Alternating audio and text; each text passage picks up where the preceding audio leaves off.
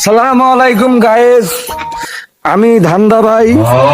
আমি এখন আপনাদের মাঝে একটা ভাইরাল জিনিস পরিচয় করাই দেব। अच्छा যে জিনিসটা আপনারা জানেন কিন্তু এখন বুঝতে পারতেছেন না। ठीक है। এই যে যে গাছটা দেখতেছেন এটা 1 মিলিয়ন গাছ। না, ব্যাপারটা আসলে খুলে বলি, মানে আমার জামা কাপড় খোলার কথা বলতেছি না, মানে ব্যাপারটা খুলে করার কথা করছি।